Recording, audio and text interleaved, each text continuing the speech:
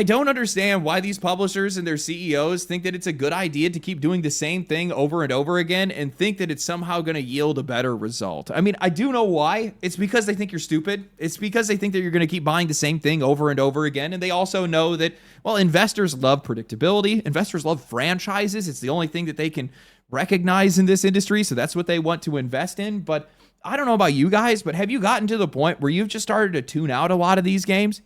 It's just the same thing over and over again at an ever increasing speed, it feels like. And you know that these games are not going to deliver anything you like. You know that they're not going to deliver anything new. And you know that they're not going to deliver what these franchises were at their peak. It's like that meme of the farmer with a bunch of buckets and he's walking up to the same cow over and over again. The cow's all dried up. We have a lot of dried up cows in this industry right now, and we're about to see another one. I was wrong about EA. Didn't take long for that to happen. It came out that after Battlefield 6, they're going to try to turn Battlefield into an annualized release like Call of Duty, which should come as no surprise. They already do that with their sports games, but how do you not look at your competition, see the damage that's done, and say, maybe we shouldn't do that? Who am I kidding? You're only looking at the money they're making. You know, franchises aren't the problem with this industry. Everybody has their favorites, but the issue is that the games industry has become just so obsessed with predictability, while the audience doesn't want anything to do with it. I don't want to keep playing the same games. I don't want to keep expecting the exact same thing, and I don't think a lot of other people do either. So today what I want to do is I want to talk about the ongoing crisis of creative bankruptcy within this games industry, the slow death of our favorite franchises, and why the games industry thinks that it's a good idea, when it never has been. But before that, a word from today's sponsor. You guys have helped me get so many more disc plates. I have a whole box here. I have another box down there in the corner. This video is sponsored by Displate. Yeah, that's right. They're back for more. With how much support you guys have shown through this channel, these guys have absolutely loaded me up with more metal posters than I know what to do with. When I move later this year, that full Displate wall is actually happening. That is not a joke. I got a full stack ready to go. If you guys have never seen one, Displate makes high-quality metal posters that mount magnetically. You stick it to the wall, line it up, and that's it. No tools, no frames, no wall damage. They are super easy to swap out or pack up if you're going to move, which is a big part of why I've stuck with them. And I mean, these guys have everything: retro games, movies, anime, fantasy, tech, custom art, textured finishes, even limited edition designs that sell out and never come back. There are millions of designs to choose from, and their quality is always great, and the install process literally takes seconds. So go to displate.com/@legendary drops or use my code legendary at checkout to get the best deal. Find something to actually make your space look like your own. Thank you to Displate for sponsoring today's video. Now, I don't want to get it twisted. This is an industry that runs on franchises. Diablo, Madden, Grand Theft Auto, Monster Hunter, Pokemon, Call of Duty. I could list well over 100 names if I wanted to, and I don't think I'd be very far off in the assumption that the vast majority of money in this industry likely comes from those names. I mean, it makes a lot of sense. Franchises build a lasting image in both the minds of players and publishers. We get familiar with their worlds. They become a part of our culture. Hell, sometimes they even become a part of people's identity and personality. I remember my old backpack was covered with Halo patches and pins. My binders had Halo stickers. It was all I thought about, all I talked about, all my friends talked about, and I was just one drop in an ocean of players that felt and acted the exact same way. There is a special kind of loyalty that develops from long-running franchises. It's a symbiotic relationship where we have something we love, experiences we can imagine it will deliver to us in the future, and publishers have an audience that is ready and waiting for the next release. But the games industry, and also Hollywood for that matter, seem to completely disrespect how delicate that balance is. You can easily overwhelm an audience with too much content. You can bombard them to the point where they're resistant, even immune to the very thing that they once loved. It's like eating your favorite food every day or playing the same song on repeat. No matter how much you enjoy it, eventually you're going to burn out. And now, riding on the wave of Battlefield 6's popularity, EA is doing exactly that. We are now the popular girl that gave attention to the wrong guy, and now they're moving too fast, coming on too strong, and, well, we're likely going to regret ever texting them. In an article from Insider Gaming written by Tom Henderson titled "Battlefield is aiming to become an annual release within 5 to 6 years," it's claimed, they write, in a new video, industry analyst Michael Pachter claims that the general manager of the Battlefield franchise, Byron Bede, has told him that EA wants Battlefield to be an annual title. According to Pachter, he has spoken to Bede, who said that EA's goal is to have 3 studios working on the Battlefield franchise on a 3-year cycle so that they can release annually. Unsurprisingly, this is identical to Call of Duty's annual release model, but Pachter claims that the franchise is still 5 to 6 years away from back-to-back annual releases. Insider Gaming reached out to Byron Bede for comment, but as of yet has not heard a response. This is why we can't have anything nice. The second that these companies see that players like something, their eyes light up and they immediately start dismantling the process that made it all work. And the wild part here is that Battlefield 6 isn't even a success yet. You still got to release the game. People still have a lot of questions about this game, about balance, about connection issues, about the anti-cheat requiring root level access, yet still letting cheaters through, about the size of the maps. You haven't won anything yet. You guys are already out here planning a victory parade and a book tour. Now, I will say, most of games media took the story and ran, much of it just basing it off of Proctor's word with little else to go off of. However, back in July, EA CEO Andrew Wilson had already revealed this plan during an investor call, but nobody put it together. Reported on by Chris Scullion of Video Games Chronicle in an article titled EA CEO says it's all in as a company on Battlefield 6 is building a platform rather than a product.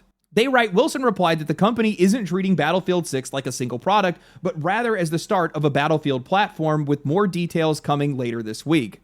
Certainly you're going to see a lot more in a couple of days, Wilson replied. We've been investing more behind this Battlefield than any Battlefield product before it.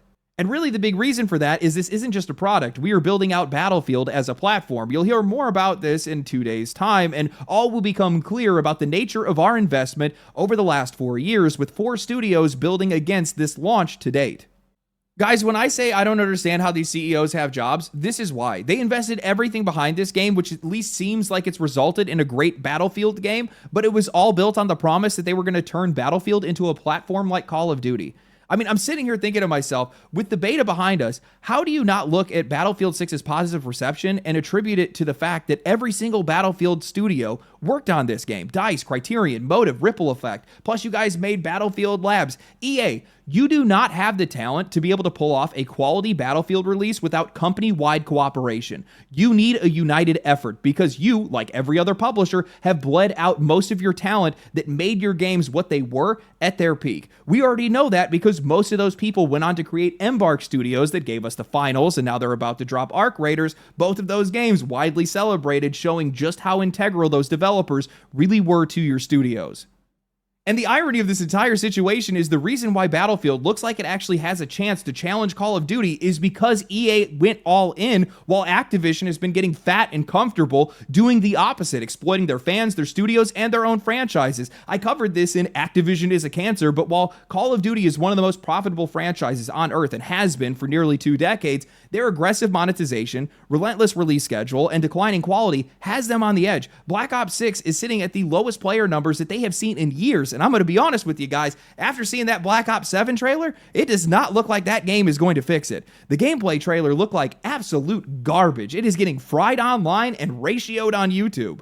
And now, while I'd love to blame this all on crossover skins and shameless monetization, let's be honest, if the game was fun, if it played well, if it wasn't infested with cheaters, people wouldn't be nearly as angry about their games. But the real reason why the franchise is in the state that it's in today is because of the very annualized model that Battlefield now wants to copy. It is a short-sighted business strategy that's been left over by Bobby Kotick, who used it to be able to boost their revenues, inflate their shareholder numbers, and sell the company at its peak. Continuing down that path is only going to drive this franchise and the company straight into the ground. By forcing out a new game every year, none of these studios get a chance to breathe, no chance to collaborate, no time to refine the engine, no space to actually build an effective anti-cheat. Quality releases are abandoned in favor of a strict schedule designed to squeeze players for all they're worth until the wheels fall off. When I interviewed Call of Duty developers last year, they talked about how fragmented the design process has become, how segmented their teams are. Almost nobody knows what anybody else is working on, and more times than not, something built by another studio isn't even usable by the next. So when problems actually get solved in one game, those fixes can never carry forward. You're just digging your grave deeper and deeper every single year.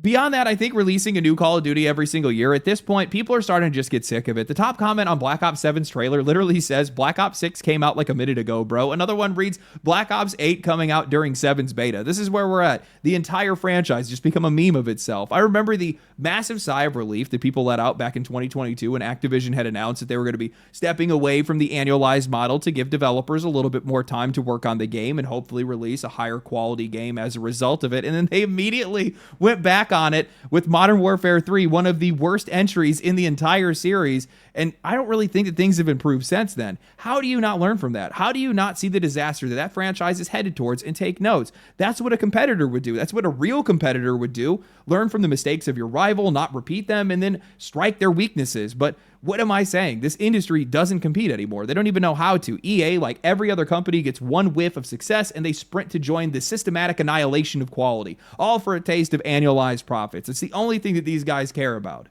And I'm sure that EA probably thinks that they're going to be able to pull it off because they've already done it with their sports franchises, but it won't work here. Annualized releases only work in a cornered market when players feel like they don't have any other choice. Battlefield's one shot at relevance is being the alternative to Call of Duty. By copying them, you are erasing that distinction. You are removing the anticipation, the chance to deliver a higher quality experience, and the ability to respond to players' tastes as they change over time. Instead, you're competing purely on popularity at that point, and that is a fight that Battlefield and EA are not equipped to win.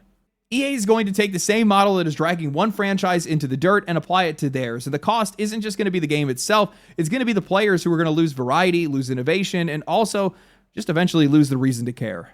And that last part is particularly deadly because, yes, I know Call of Duty still sells like crazy. I mean, people were sighing at the Xbox reveal of Black Ops 7. I saw a lot of people that were disappointed in that, especially with the way that Phil Spencer kind of led up to the entire thing. Oh, long legacy franchise. He made it sound like it was something we haven't seen before, haven't seen in a long time.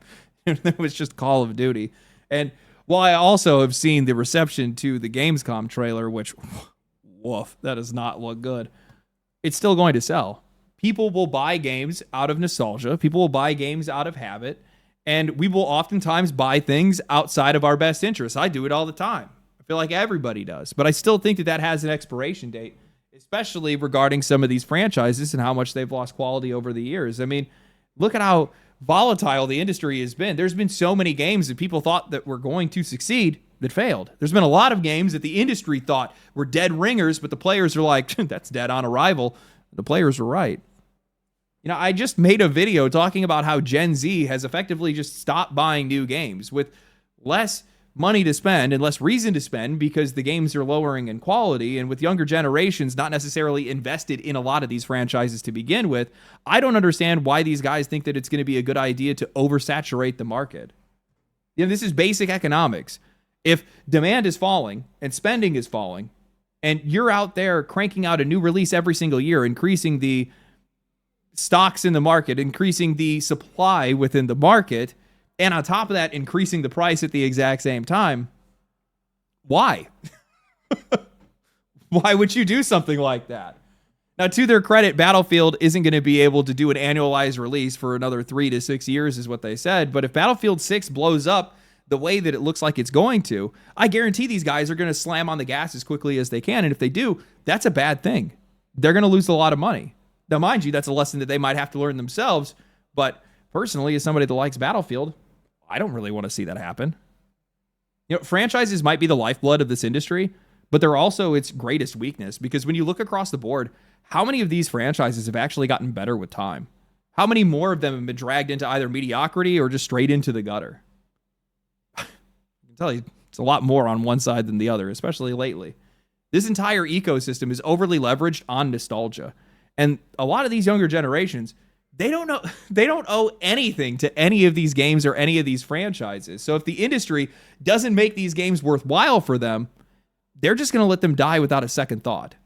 When I sat down to write for this video, I asked myself an honest question. How many franchises have actually gotten better with time? Now, this is going to be something that's subjective. Sure, everybody's going to have a different list than mine, or they're going to have some different opinions than mine. If for whatever reason my opinions offend you, well, you're probably watching the wrong channel. But Mario, Zelda, Resident Evil, FromSoft Games, Persona, maybe a couple of others. Some fighting or racing games, but I don't really play those kind of games, and that's about it. Maybe I'm forgetting one or two, but holy shit, it feels like most of these franchises suck now. I mean, Halo's in the gutter. Pokemon somehow gets worse with every single release. Call of Duty and Assassin's Creed are just general market slop with no flavor. Dragon Age is likely finished after the Veilguard. Doom Eternal ripped, but Dark Ages is honestly one of the most boring games that I played this year. The Elder Scrolls and Fallout are likely just kind of question marks at this point because, I mean, Starfield has me doubting that entire studio's future. Monster Hunter is kind of the same now because I loved Wilds for about the first 60 hours, but I haven't put a quarter of the time that I sunk into World. The performance is rough in that game and still hasn't improved, and honestly, it just feels too easy.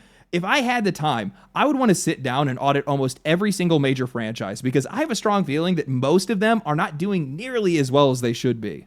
And I think that there are a lot of reasons for that, but I think the biggest one is probably just time. The people that created these franchises are no longer at these studios anymore, and the people that are making them now just don't understand what the original motivations were. You know, a few years back, I tried joining a metal band again, and they had already had like a album's worth of songs ready, and on paper, this entire thing should have worked. We had the same taste in music. They were a metalcore band. I was a metalcore rhythm guitarist, but everything clashed. Nothing actually sounded good. We're from the same genre, but we had a completely different tone, and that's what I would imagine game design is like. You can swap out one creative for another. You can hand them the blueprint, but it doesn't matter because different people make different things, and nothing is ever going to come out the same for better or for worse. But beyond that, priorities have changed. I mean, the AAA industry just is not as talented as it used to be. It used to be visionaries, but they don't have visionaries anymore because visionaries are risks, and risks do not look good on a quarterly report. Instead, these publishers see these franchises as dependable, reliable sources of income that should only increase year over year, and changing anything outside of the audience that they're aimed at doesn't make any sense to them. Yoko Taro, the creator of Nier, had a presentation at GDC where he talked about how predictable games have become, and he flat out said that there aren't enough weird people making games, and I think that he's right. I mean, sure, there's a lot of weird people in the games industry right now, but they're all weird in the wrong way. We're getting weird ideas without good ones, because instead of taking chances on genuinely unique creators, the industry has kind of feigned weirdness by showcasing these socially awkward people in game trailers and announcements, while on the back end just doubling down on predictable returns. They have pushed real voices out, and now those people are in indie, they're in AA, or they're running their own studios, and as a result, we've seen this really sharp contrast where the franchise-driven AAA space has become painfully homogenous, while indie keeps standing out, being fresh, unique, and interesting. Now, don't think I'm weird for saying this, but out of all of the franchises I can think of, one of the ones that I respect the most, even though it's definitely stumbled and lost some relevance, is Final Fantasy. Even the ones that I don't like, I still end up kind of liking. Personally, I would like to see them go back to their roots and be a turn-based game. I think Expedition 33 just showed how badly that is missing from the market right now, but at least Square Enix experiments, and when they do it, they're doing it in ways that aren't safe. Final Fantasy 16 was essentially Devil May Cry, and they hired the guy from Devil May Cry to make the game. That is not a safe choice. It pushed a lot of their hardcore audience away, but at least it was bold. Final Fantasy VII, the remakes, are probably the direction that the series is going to stick with, and I think that those games are fantastic, but what I really respect the most out of them is not a single entry has ever felt phoned in. You can feel the effort even when the execution is flawed. The Final Fantasy 15 game that was panned for its brain-dead combat and how rushed the second half of the game was, that game still had a fascinating world. The fishing was essentially Bass Pro level, the story was interesting, and it had some moments that really stuck. Final Fantasy 16 went through the exact same ordeal, but the story and characters were peak. That Titan fight was insane, and the Bahamut fight is likely going to go down as one of my favorite moments in gaming. When I look at that franchise, I can see the effort, I can still see the soul, and I think a lot of other people can too, and maybe that's why nobody's truly given up on it. But when I look at some of these other franchises, I cannot say the same thing. Either some of them do not want to experiment, or when they do, well, they just completely miss the mark. You cannot feel the same soul of these franchises. You cannot see the effort, you cannot see the vision, and in a lot of cases, these guys have just completely lost sight of who their audience actually is. They're stuck trying to split the difference, appealing to these fans that are there for nostalgia while also trying to chase these younger audiences. And in that, trying to be everything, they end up being nothing. And that's why so many of these series have fallen apart. You take the loss of talent, mix it with an unclear idea of who the audience even is in the first place, and then you get these aimless experiences that are too bland, too broad, and built for everyone and no one at the exact same time. The result is these games that just don't have any core identity anymore. Instead of leaning into what made them work, publishers feel like they're being forced to re-engineer the foundations in ways that don't even fit a lot of these games, and they just keep telling themselves that this is the best way for them to bring in more players, but it doesn't. On the other hand, in some of these cases, these franchises don't even need to change at all. Dragon Age did not need modern-day social commentary. It did not need Tosh. It did not need a magic mirror to ask me who I really am on the inside. It needed good combat, sick boss fights, meaningful choices, good versus evil, and build variety. Doom does not need a backstory for the Slayer. Nobody cares. All people want to do is just tear demons apart in the most brutal ways possible. But this industry has convinced themselves that reinvention equals growth, and in doing so, they've eroded their own brands. The audience that they're chasing isn't even listening to these guys, and the ones that they had are now walking away. And the irony of all this is that the energy that is going into changing these games is going into changing them in the wrong way, while the actual quality of the experience is getting ignored. Nobody is stopping to ask the obvious: what if we just made the experience better? What if we just doubled down on what our core fan base actually loves about it? These guys have completely missed the idea that quality does not limit reach, it expands it, making your job a hell of a lot more simple. But instead of expanding, these franchises have started to shrink. Every shortcut, every missed opportunity to invest in quality has chipped away at the very thing that made these games dependable in the first place. They were supposed to be a foundation the industry could build on, but now they're showing cracks everywhere. The more publishers lean on them as safe bets, the less safe they're actually becoming. And that's a real problem because these franchises are not stabilizing the industry anymore. They're dragging it down. Publishers are thinking they're safe bets, but they're incredibly brittle. The moment any of them stumbles, it's not just a bad quarter, it's the entire studio that's getting shut down. Thousands of jobs that are being wiped out and players that are being left with nothing. These games are supposed to be anchors, but now they've turned into weights. And I think what makes matters worse pretty much across the board is that their entire strategy of using these franchises hinges on nostalgia, on the idea that players will always come back to them because they have in the past. But if younger generations don't have that attachment, what are you going to do? I mean, these guys do not remember these franchises and what they were at their peak, and honestly, a lot of them don't care to carry a lot of these games forward. If these games aren't good, they're just going to walk away. And I think that's the danger that nobody in this industry is willing to admit, that by tying your revenue so tightly to the shrinking pool of aging franchises, publishers aren't just making bad games, they're gambling with the foundation of their very business. Because once the nostalgia well runs dry, once some of us start to age out of the hobby, once younger audiences start to move on, there's not going to be anything left to be able to hold these series up. And when that happens, it won't just be the end of a franchise, it's going to be the end of a lot of these companies who have built their entire futures on it. I mean, what if, and this is going to sound crazy, have you ever thought about the fact that Gen Z and Gen A may just not like your franchise or not be interested in it, regardless of whatever you do to it? Tastes and generations change. They're looking for different experiences. We see that all the time, right? I mean, there's not a lot of things that my parents' generation are interested in that I'm interested in. And you're just going to continue to try to force it. And while you're doing that, well, you're just going to push away the audiences that you do have while chasing an audience that you'll never get. I mean, a lot of these franchises never even really started off on the right foot when it came to a lot of these younger generations in the first place. I mean, they've been listening to millennials talk about how Halo was the greatest thing ever, but these guys got Infinite and Guardians. Dragon Age, we're probably never going to see that again. How do you explain to some of these younger generations that that studio at one point in time made the Baldur's Gate series and then show them what Larian did with it and then show them Dragon Age the Veilguard? What? It doesn't even make any sense. You know, right now, AAA, I think that the entire industry is largely fueled by impulsive, nostalgia-fueled millennial spending. That's going to dry up at one point in time. And the other problem that they're running into as well is that the millennial crowd, and probably even folks that are older than that too, are exasperated. They're frustrated with the state of a lot of the franchises and what they're in because a lot of these companies have ruined them, and they're going out and they're talking shit online. They're dunking on these games, dragging them through the mud, and likely scaring off any other audiences. Maybe these guys should probably take the time to think about trying to sell to other audiences through the audience that you already have. In some cases, and this is probably going to make a few people upset, maybe it's time for some of these franchises just to go out to greener pastures. Let them go. Sorry, Old Yeller. You were good to me, but you're not any good anymore.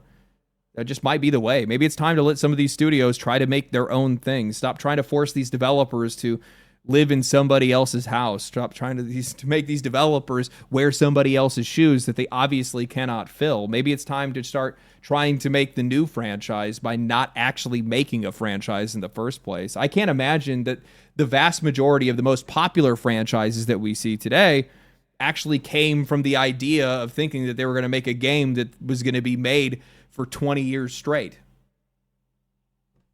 I don't know. That's what I think.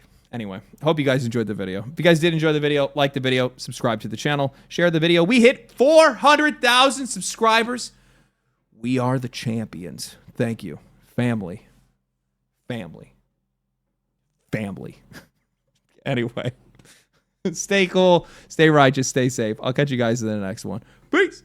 Family, family, family, family.